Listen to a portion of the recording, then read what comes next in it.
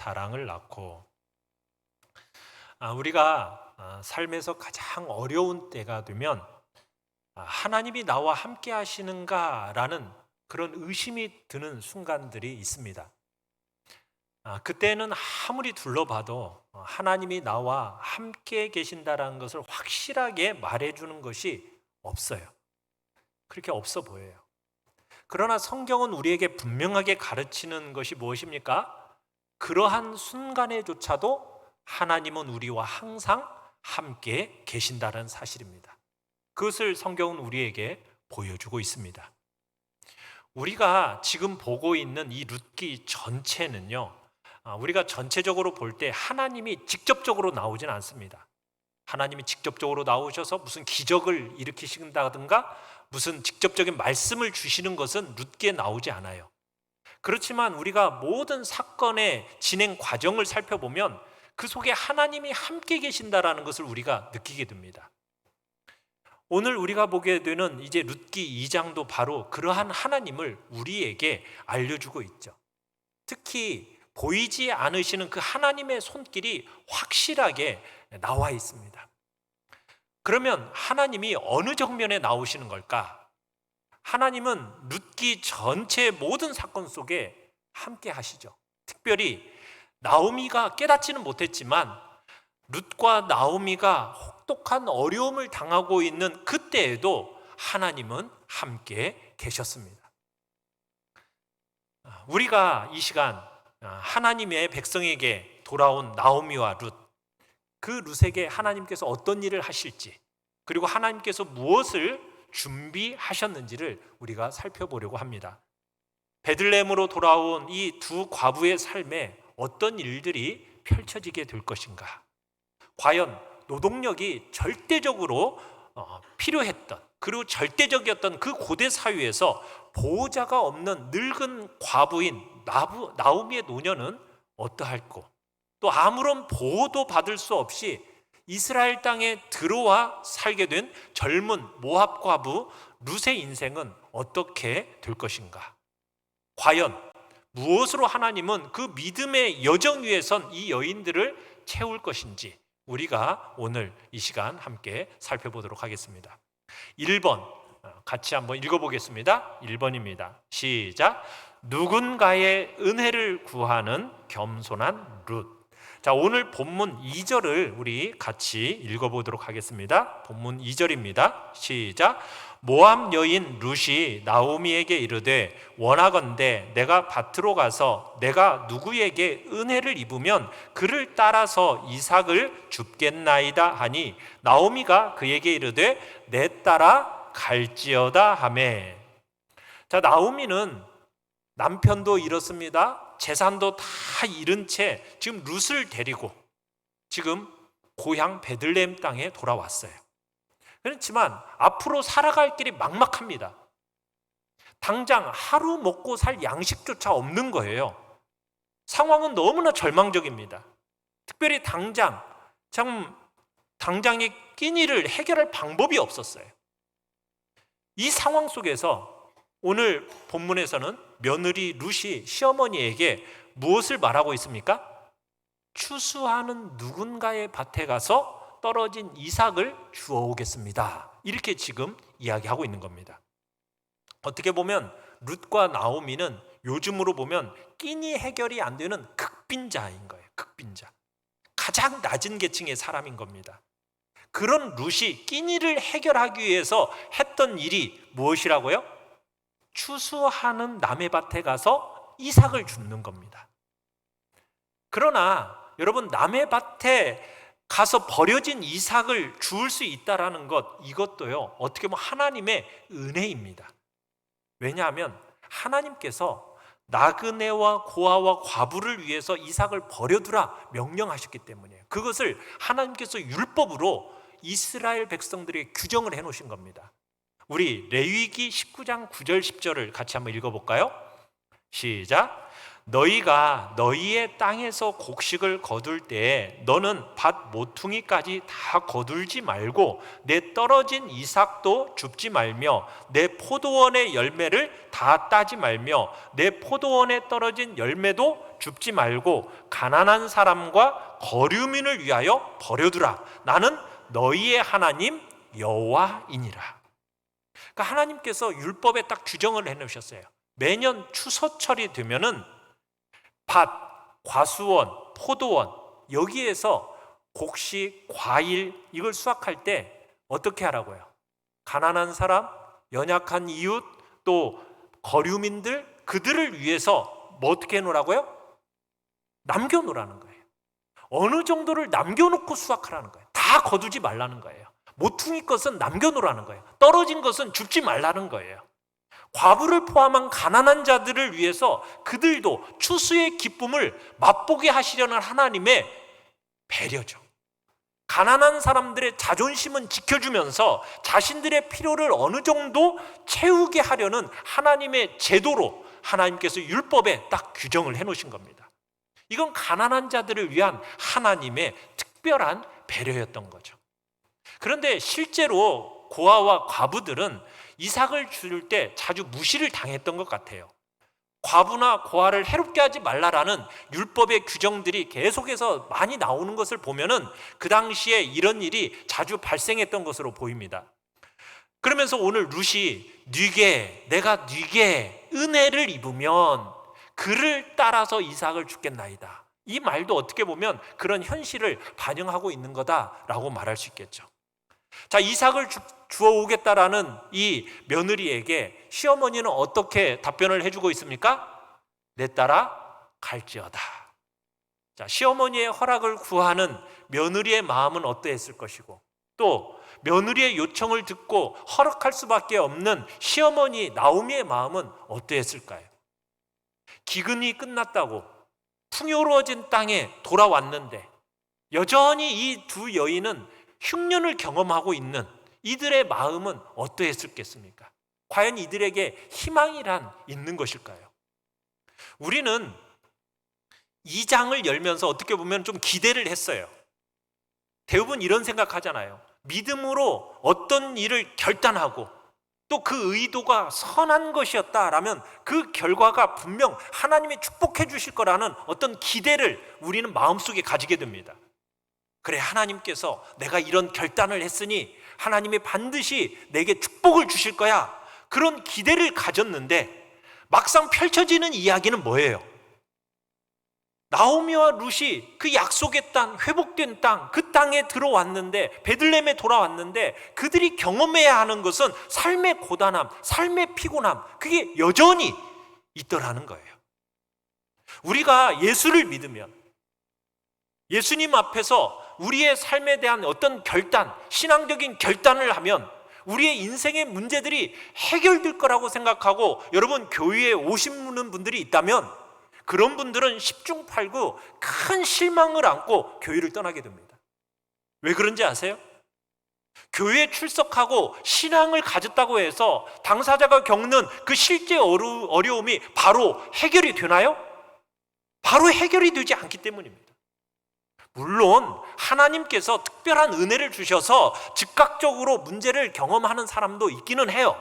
그러나 보편적으로는요, 모든 성도에게 그런 게 아니거든요. 오히려 안 좋은 상황이 그대로 있는 경우가 허다합니다. 지금 나오미와 룻이 베들레헴 땅으로 돌아오겠다라는 결단을 했어요. 그러면 하나님이 어떤 길을 열어주실 줄 알았는데 이들의 상황은 아직 나아진 게 하나도 없습니다. 오히려 지금 사회 하층민이나 하는 이삭 죽기를 해야 당장의 끼니를 이을 수 있는 그런 형편이란 말입니다.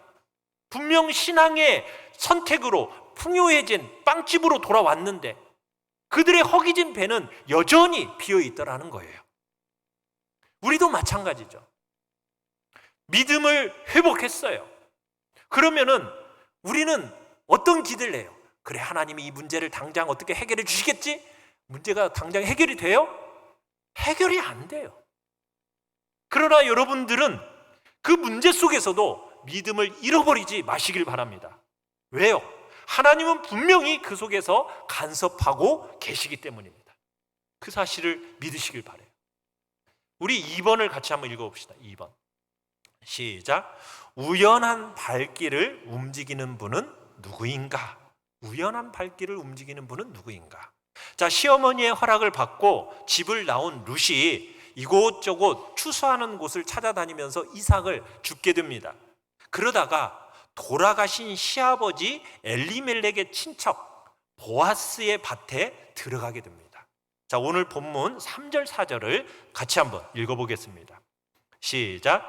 룻이 가서 베는 자를 따라 밭에서 이삭을 줍는데 우연히 엘리멜렉의 친족 보아스에게 속한 밭에 이르렀더라. 마침 보아스가 베들레헴에서부터 와서 베는 자들에게 이르되 여호와께서 너희와 함께 하시기를 원하노라 하니 그들이 대답하되 여호와께서 당신에게 복 주시기를 원하나이다 하니라. 자, 룻이 한 밭을 찾아갔는데 우연히 찾아갔는데 그 밭이 누구의 밭이었어요? 나오미의 유력한 친족 보아스의 밭이었습니다. 그렇게 룻이 밭에 우연히 들어가 이삭을 주었는데 밭의 주인이던 보아스도 마침 그곳에 도착했어요. 여러분, 일단 이 두 사건이 이 일을 행하는 사람에게는 특별한 의도가 없었다라는 점에서 우연입니다. 룻은 보아스가 누구인지 알았어요, 몰랐어요? 몰랐어요. 일하는 밭의 주인이 누구인지 관심이 없었어요. 베들레헴에서 추수하고 있는 여러 밭 가운데서 좀 인심 좋아 보이는 그런 밭에, 어느 밭에 들어간 거예요. 그랬는데 그 밭이 누구 밭이었어요? 보아스 밭이었어요. 보아스도 마찬가지예요. 보아스의 밭이 한 군데만 있었겠어요? 유력한 자라고 하니까 부자였다는 얘기입니다. 그러면 밭이 여러 밭이 있었을 거예요. 추수를 위한 다른 여러 가지 업무도 있었을 거예요. 그런데 마침 그 밭에서 일하는 일꾼들을 격려하러 그 밭에서 나온 거예요. 그리고 룻이 우연히 이삭을 줍고 있었는데 그곳에 마침 보아스가 온 거예요. 다 뭐예요? 우연이죠. 다 우연이에요? 정말 이게 다 모든 게 다 우연일까요? 우리는 알죠. 아니라는 것을. 이 속에는 다 분명 하나님의 섭리가 있다는 것을 우리는 알아요. 그런데 이 중요한 사건을 성경은 뭐라고 기록하고 있어요? 우연히 된 일이라고 기록하고 있어요. 우리는 룻의 입장에서는 우연히 경험하게 된 이 행운이 결코 자연적으로 일어난 일이 아니라 하나님이 하신 일이라는 걸 우리는 잘 알고 있어요. 하나님이 룻의 발걸음을 어디로 인도하신 거예요? 보아스의 밭으로 인도하신 거예요. 왜요? 보아스는 하나님이 룻을 위해서 준비해 두신 사람이니까요. 룻이 이삭을 줍기 위해서 보아스의 밭에 발을 들여놓게 된 것은 우연이 아닌 거죠. 누가 하신 일입니까? 하나님이 하신 일이에요. 그런데 왜 성경은 이 일을 가리켜서 우연히 된 일이라고 하는 걸까요? 그것은 룻기를 통해서 하나님이 전하고자 하시는 메시지가 있기 때문이에요. 어떤 메시지예요? 룻기는 보이지 않는 곳에서 역사하시는 하나님을 강조하는 메시지가 들어있습니다. 보이지 않는 하나님, 그러나 그분이 역사하신다라는 것을 이 룻기를 통해서 하나님은 강조하고 싶으신 거예요. 그래서 이 필연적인 일을 어떻게 된 일이라고 기록하고 있어요? 우연히 된 일이라고 기록하면서 하나님의 섭리를 딱 가리려 하고 있는 겁니다. 그러나 이 우연이 가려져요? 안 가려져요? 이게 가려지지, 이 우연이라는 걸 통해서 하나님이 잘 가려지지 않는다라는 것을 보게 돼요. 우리가 룻기를 읽으면서 보이지 않는 곳에서 역사하시는 하나님을 보기 시작하기 때문입니다. 이곳에서 우연이라고 하지만 우리는 우연? 당연히 아니지. 이게 다 하나님이 하신 일이지 하면서 우리는 미소를 짓게 되는 거예요. 그러니까 이 일은 결코 우연히 된 일이 아니라는 것을 강조하고자 하는, 어떻게 보면 역설적인 표현인 겁니다. 이 우연이라는 말은. 우리에게 보이지 않는 곳에서 역사하시는 하나님을 보는 여러분들의 안목이 생기면은 여러분들에게 있어서 행운이라고, 우연이라고, 이 이뤄지는 이 모든 일들이 결코 우연히 된 일이 아니라는 것을 여러분들은 보게 될 것입니다. 여러분들이 믿음으로 세상을 보는 그 안목을 키워 나가야 되는 것입니다. 인간의 눈에는 다 우연히 일어난 일처럼 보여져요. 그렇지만 여러분, 하나님의 관점에서 딱 바라보잖아요. 거기에는 다 하나님의 뜻이 있다라는 것, 하나님이 룻을 그리로 보내셨다라는 것을 알게 되죠. 하나님께서 룻의 걸음을 보아스의 추수밭으로 인도하셨음을 보게 되고, 어찌 보면 우연한 일이 일어난 것처럼 보여지지만 나중에 보면 그 우연한 사건이 다 하나님의 그 세밀한 섭리였다는 사실을 우리는 알게 되는 겁니다. 하나님은 그들의 인생을 섭리하고 계셨죠. 세밀하게 인도하고 계셨던 겁니다. 자, 그리고 마침, 여기서 지금 우리가 두 단어를 이렇게 딱 네모를 쳐야 돼. 우연히. 그런데 또 뭐예요? 마침 그때 보아스가 밭에 와서 룻을 보게 되는 거예요. 여러분, 이 마침이라는 단어는요, 하나님이 보여주고 싶어 하시는 것을 보여주실 때 쓰이는 단어가 마침이라는 단어입니다. 그러니까 우연한 만남이 아니라는 것을 강조하기 위해서 여기 지금 무슨 단어가 들어있는 거예요? 마침이라는 단어인 거예요.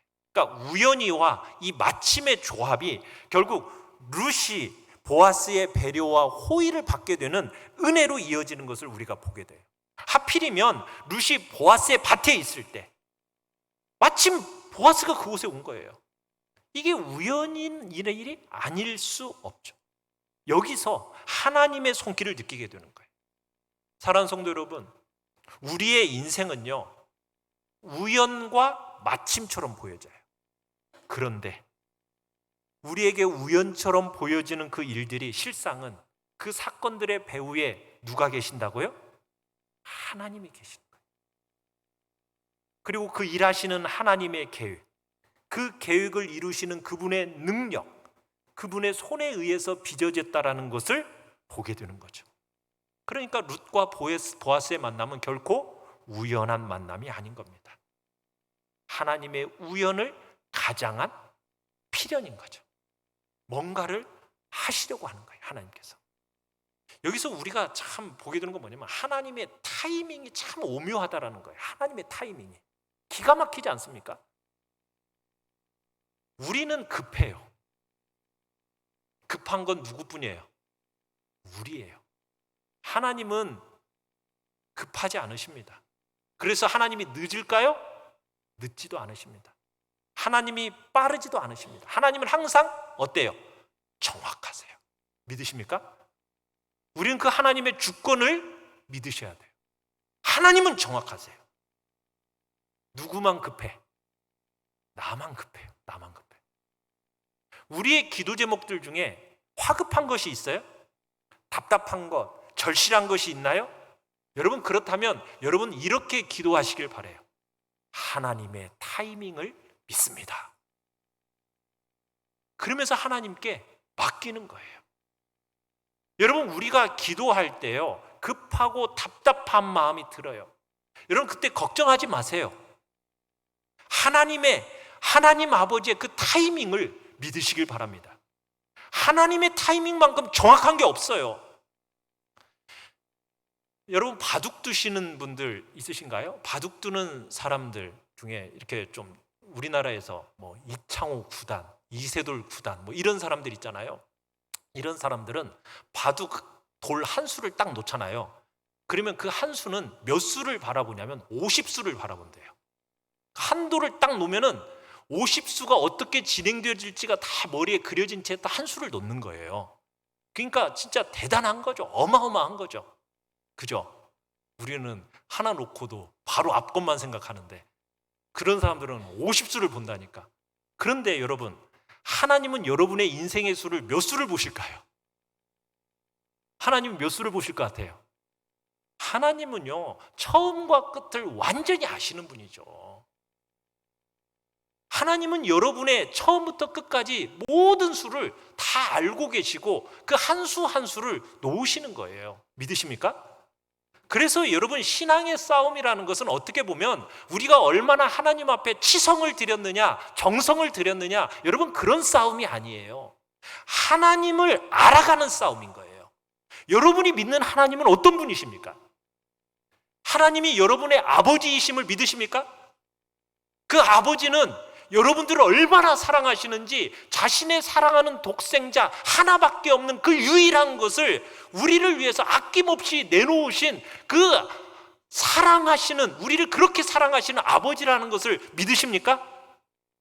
여러분이 그분의 계획대로 여러분을 결국 그 목적지까지 끌고 가고 계심을 믿으십니까? 그렇다면 그 하나님의 전지하심과 전능하심을 믿는다면 여러분 두려워하고 걱정하고 불안해할 이유가 있어요, 없어요? 없죠. 우리는 그 하나님의 타이밍을 믿는 겁니다. 신뢰하는 겁니다.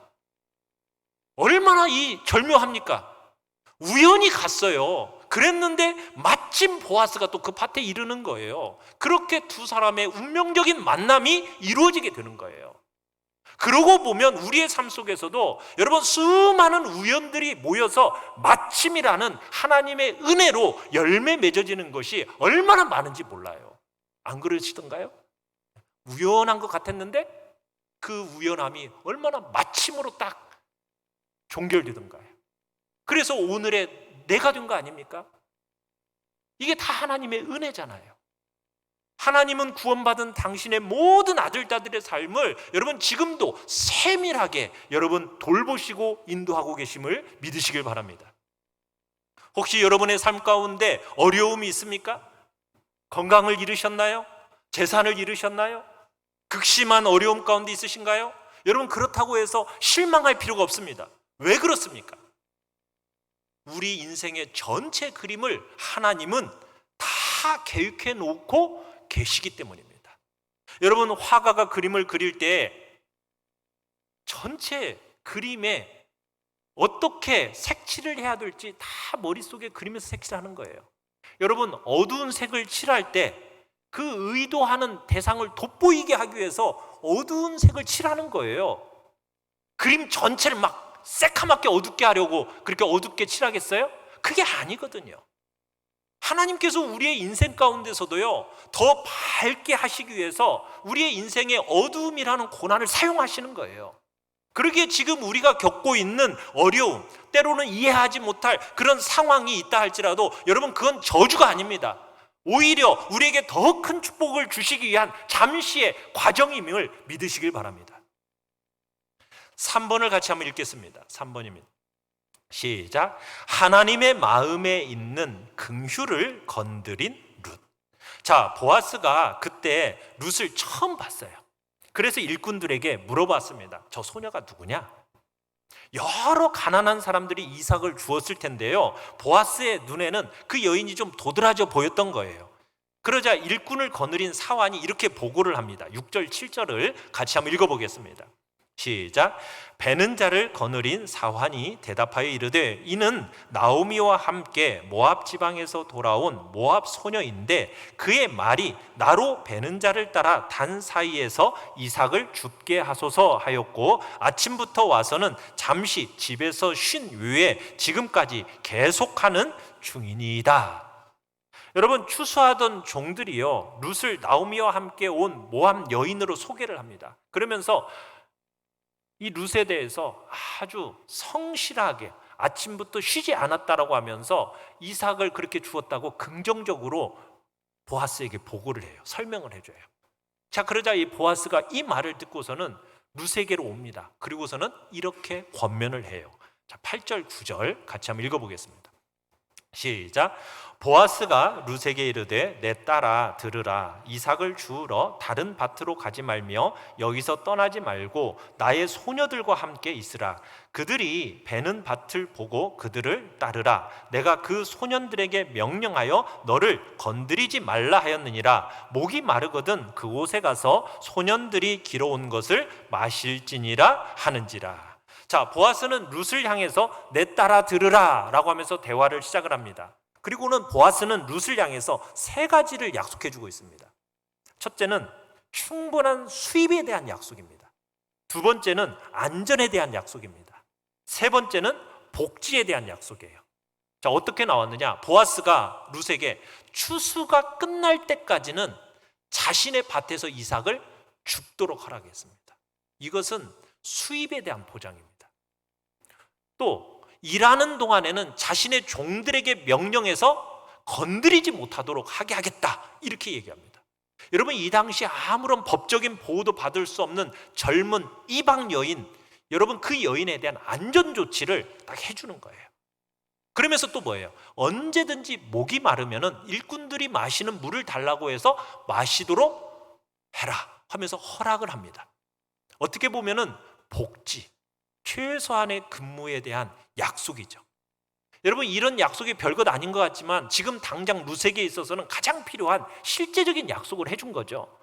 모든 것이 불안한 이 룻을 위한 보호의 울타리가 된 겁니다. 룻에 대한 특별한 배려를 보아스가 해준 겁니다. 자, 그러자 룻이 어떻게 반응을 합니까? 10절을 읽어봅니다. 10절 시작. 룻이 엎드려 얼굴을 땅에 대고 절하며 그에게 이르되 나는 이방 여인이거늘 당신이 어찌하여 내게 은혜를 베푸시며 나를 돌보시나이까? 여러분, 보아스의 말을 들은 룻이 굉장히 감격을 합니다. 자, 감격하는 건데 거기다가 또 보아스가 덧붙입니다. 어떤 말이요? 이삭 줍는 걸 허락하는 것만이 아니라 룻의 마음을 어루만져주는 아름다운 말을 합니다. 어떤 말이요? 11절 12절 같이 한번 읽어보겠습니다. 시작. 보아스가 그에게 대답하여 이르되 내 남편이 죽은 후로 네가 시어머니에게 행한 모든 것과 내 부모와 고국을 떠나 전에 알지 못하던 백성에게로 온 일이 내게 분명히 알려졌느니라. 여호와께서 내가 행한 일에 보답하시기를 원하며 이스라엘의 하나님 여호와께서 그의 날개 아래에 보호를 받으러 온 내게 온전한 상 주시기를 원하노라. 자, 보아스는 자신의 관대함이 오히려 룻의 관대함에 대한 반응이다라고 말을 합니다. 보아스는 또한 룻이 시어머니 나오미에게 대한 헌신과 성실함에 대한 반응이라고 지금 보여주고 있는 거예요. 그리고 여호와께서 룻에 대한 이 행동에 대해서 보답하시기를 원한다라고 말합니다. 그리고 보아스는 룻이 여호와의 날개 아래 보호받으러 온 그를 여호와께서 보호하기를 원한다, 이렇게 이야기를 해요. 자, 여기서 보면은 여러분, 긍휼의 시초는 누구였던 겁니까? 바로 룻이었던 거예요. 룻이 나오미를 긍휼히 여겼어요. 룻이 나오미를 따라올 책임이 있었던 게 아닙니다. 없었어요. 얼마든지 공궁에 빠진 나오미를 그냥 놔두고 떠날 수도 있었어요. 그런데 룻은 공궁에 빠진 그 나오미를 그냥 놔두고 떠날 수가 없었던 겁니다. 이게 어떤 강압도 아니었고요, 체면 유지 차원도 아니었습니다. 룻은 자발적으로 순수한 인애의 마음으로 공궁에 빠진 그 공궁한 처지에 빠진 그 나오미에게 끝까지 충성하기로 결심했던 거거든요. 이게 바로 인애입니다. 우리가 히브리어로 뭐라고 그랬어요? 헤세드예요, 헤세드. 룻은 홀로 된 이 시어머니를 긍휼히 여겨서 그 곁을 떠나지 않았던, 그리고 이곳까지 와서 이삭을 주러 갔던 거예요. 그랬더니 긍휼히 여기는 사람을 만나게 된 거예요. 그 누구보다도 하나님의 긍휼을 입게 된 거죠. 하나님께서는 이 보아스라는 인물을 통해서 룻의 인생을 돌보셨던 이유가 뭐냐? 룻이 나오미를 향해 보인 그 선함이, 그 사랑이, 헤세드가 바로 하나님의 마음에 있는 긍휼을 건드린 거예요. 여러분, 룻이 아무리 열심히 노력한다고 해가지고 나오미의 텅 빈 것을 채울 수 있는 게 아닙니다. 룻 자신도 어떻게 보면 가난한 이방 여인이에요. 모함 여인, 과부에 불과합니다. 그런데요, 룻이 나오미를 헤세드로 딱 품으니까 헤세드하고 있는 그 룻을 하나님 아버지가 보신 거예요. 그러면서 하나님의 헤세드가 폭발한 거예요. 하나님이 가만히 계실 수가 없었던 거예요. 하나님께서 직접 팔을 걷어붙이시고 텅 빈 두 여인의 인생을 채우는 거예요. 예수님께서 산상수훈에서 이렇게 얘기하셨죠. 긍휼히 여기는 자는 복이 있나니 뭐라고요? 그들이 긍휼히 여김을 받을 것이며. 연약한 자들을 긍휼히 여길 때 하나님이 우리를 긍휼히 여기신다는 거죠. 사랑하는 성도 여러분, 여러분들에게 정말 하나님의 긍휼이 필요하십니까? 그렇다면 여러분의 긍휼이 필요한 영혼을 위해 향해서 나아가십시오. 그들에게 긍휼을 베푸십시오. 그러면 주님께서 둘 다 당신의 긍휼로 덮어 주실 것입니다. 네 번째입니다. 4번. 시작.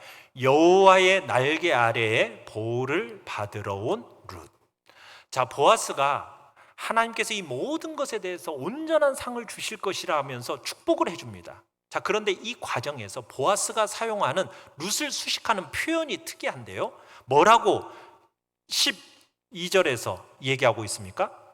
이스라엘의 하나님 여호와께서 그의 날개 아래에 보호를 받으러 온 내게, 이렇게 표현하고 있죠.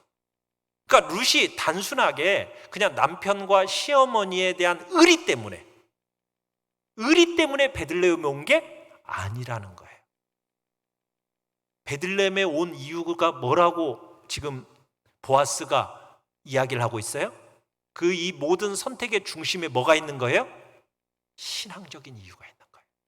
그것을 보아스는 정확하게 알고 있었던 거예요. 그러자 룻이 이렇게 답변을 합니다. 우리 13절을 같이 한번 읽어보죠. 13절 시작. 룻이 이르되 내 주여, 내가 당신께 은혜 입기를 원하나이다. 나는 당신의 하녀 중에 하나와도 같지 못하오나 당신이 이 하녀를 위로하시고 마음을 기쁘게 하는 말씀을 하셨나이다 하니라. 여러분, 이 마음은 룻과 하나님만이 알고 있는 마음이었어요. 하나님의 날개 아래 보호받으러 왔다라는 신앙적인 이유를 가지고 온 것에 대해서 하나님과 오직 자신만 알고 있는 이 마음의 이야기를 보아스가 딱 알아주니까 그 마음을 위로하고 축복한 보아스에게 룻이 마음이 열려가지고 온전한 감사를 지금 하고 있는 거예요. 마음을 기쁘게 하는 말씀을 하셨나이다. 사랑하는 성도 여러분, 우리 하나님은 어떤 분이십니까? 하나님은 이 세상에 작고 초라한 사람들의 소소한 이야기까지도 다 알고 계시는 분임을 믿으시기 바랍니다. 그 이야기들 가운데 있는 우리의 마음을 아시는 분이십니다. 여러분의 그 소소한 이야기들 사이에 거하시는 분이 하나님이신 거예요. 우리네 이야기들이 어떻습니까? 여러분, 우리가 만들어내는 여러분 수많은 이야기들, 과연 누군가가 기억해 줄 이야기들인가요? 아니잖아요. 뭐 우리 가족들, 뭐 몇 명 정도 기억하는 이야기일 뿐이잖아요. 그마저도 기억 속에서 점점 살아가잖아요. 슬프지만 우리가 만들어내는 이야기들이 그저 소소한 수많은 이야기 중에 하나일 뿐이잖아요. 그런데 감사한 게 뭔지 아십니까? 그 우리의 소소한 이야기들을 누가 다 기억하고 계신다고요? 하나님께서 다 기억하고 계십니다. 그 이야기만이 아니라 여러분들이 마음에 품고 있었던 그 생각까지도, 그 중심의 생각까지도 하나님은 다 기억하고 계십니다. 데살로니가전서 1장 3절을 같이 한번 읽어보겠습니다. 시작. 너희의 믿음의 역사와 사랑의 수고와 우리 주 예수 그리스도에 대한 소망의 인내를 우리 하나님 앞에서 끊임없이 기억함이니. 우리 주님께서는 다 알고 계신다는 거예요. 이 세상은 몰라줘도 우리 주님이 다 알아주신다는 거예요. 여러분, 그러면 내 마음까지도 우리 주님이 다 알고 계신다면 그거 된 거 아닌가요? 누가 더 알아주길 원해요? 여러분, 우리 주님이 우리를 알아준다라는 것으로 위로와 격려를 얻으시길 바라요. 우리가 이 땅에서 성도로서 고난을 당할 수 있습니다. 말 못할 서러움을 경험할 수 있어요. 우리가 행한 그 아름답고 선한 일들에 대해서 아무도 알아주지 않을 수도 있어요. 룻이 나오미를 위해서 그 헌신을 했는데 그녀가 여전히 이삭을 줍는 가난한 과부의 신세를 벗어나지 못했던 것처럼 여러분, 우리가 하나님께 순종하고 이웃을 정말 사랑으로 섬기고 그런다고 해서 우리가 겪는 어려움이 당장 해결되느냐? 그렇지 않을 수 있어요. 거기다가 우리가 앞으로 얼마나 더 아파하고 얼마나 더 인내해야 할지도 몰라요. 여러분, 그러나 이 땅에서 우리가 위로받지 못할 수도 있습니다. 심지어는 우리가 이 땅에서 위로받지 못할 수도 있어요. 아무도 우리의 수고와 우리의 헌신에 대해서 알아주지 않을 수도 있다는 얘기예요. 그렇지만 여러분들이 올바른 성도로서 살았다면 누구는 알아주신다고요? 하나님은 기억하시고 하나님은 알아주십니다. 하나님이 다 보고 계십니다. 다 기억하고 계십니다. 그리고 하나님이 마침내 다 채워주실 것입니다. 믿으십니까? 베들레헴으로 돌아갔더니 그곳에 유력한 자 보아스가 있었어요. 그곳에는 우연과 마침이라고 역사하시는, 우연과 마침으로 역사하시는 하나님이 계셨습니다. 하나님은 자신을 믿는 그 룻의 믿음, 사랑, 헌신, 성도로서의 삶을 포기하지 않는 모습, 그 모습을 다 보고 계셨다라는 것을 보아스의 입을 통해서 확인해 주신 거예요. 하나님께서 내가 네 마음을 보았다, 확인해 주신 거예요. 룻을 위로하는 이 보아스의 모습 속에서 우리가 경험할 수 있는 그 위로를 보게 되는 것입니다. 이 땅에서 주려 죽을 것 같은 여러분 상황이라도 우리는 죽을 수 없어요. 왜요? 하나님께서 우리를 보고 계시기 때문입니다. 여러분이 현재 너무 힘든 상황입니까? 그것은 하나님 아버지께서 우리에게 뭔가를 가르치시기 위해 잠시 동안 우리를 그 상황에 두신 것입니다. 이런 상황에서 우리가 그분이 내신 문제를 여러분 잘 풀어내고 그 안에서 그 문제 속에서 배워내기만 한다면 여러분은 다시 회복되실 것입니다. 그러니 힘을 내십시오. 긍정적으로 사고하라는 말이 아닙니다. 하나님께서 우리를 보고 계신다라는 믿음을 가지라는 얘기입니다. 어려운 상황이 오래 간다고 해도 주님께서 이 모든 상황을 보고 계신다라는 것을 믿으시길 바랍니다. 만약 우리가 이 땅에서의 시간들을 통해서 우리가 주님의 뜻을 위해서 순종하며 살았다면 여러분, 우리는 그날을 경험하게 될 것입니다. 반드시 주님이 여러분을 불러서 이렇게 말씀하실 거예요. 사랑하는 내 아들아, 사랑하는 내 딸아, 나는 네가 했던 그 모든 헌신과 수고와 사랑을 내가 안다. 너는 이 땅에서 신실하게 내가 네게 맡긴 것들 잘 감당했다. 더 이상 울지 않아도 된다. 내가 널 나의 날개로 덮어주겠다. 내가 너에게 온전한 상으로 내가 갚아주겠다. 여러분, 그날이 반드시 여러분에게 있음을 믿으시면서 여러분 누가 알아주지 않아도 여러분의 있는 그 자리에서 사랑과 수고와 소망이 있는 순종의 삶을 성실하게 살아가는 복된 자리에 우리 모두가 있기를 간절히 축원합니다.